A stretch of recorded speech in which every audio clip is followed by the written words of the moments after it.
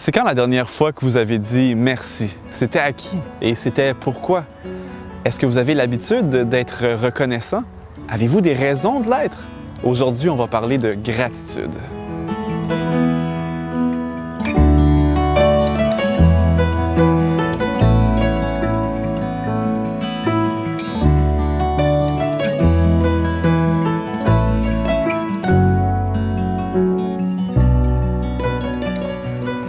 Si vous m'entendez et que vous voyez cette capsule, ça veut dire que vous respirez, que vous êtes vivant et ça vous fait au moins une raison d'être reconnaissant.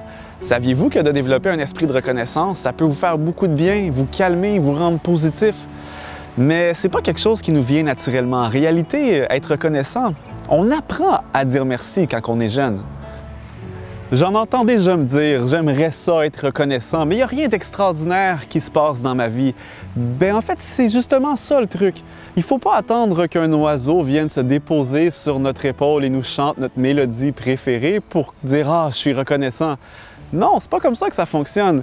Il faut en réalité regarder notre ordinaire assez longtemps, puis on va finir par y trouver ce petit extra.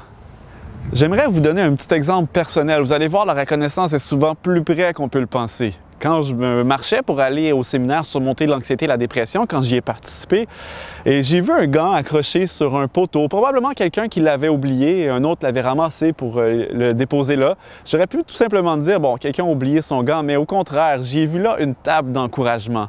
Et les petites choses comme ça, il y en a tous les jours, partout. Vous pouvez les regarder vous-même. Ça peut être un coucher de soleil que vous observez à l'horizon. Ça peut être une douce brise qui vous rafraîchit et qui fait danser les arbres, les feuilles et l'herbe que vous regardez. Ça peut être votre chien qui vient vous accompagner ou qui vient vous retrouver le soir en rentrant à la maison.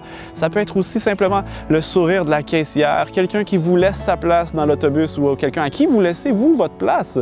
Alors, toutes ces choses-là sont autour de nous tout le temps.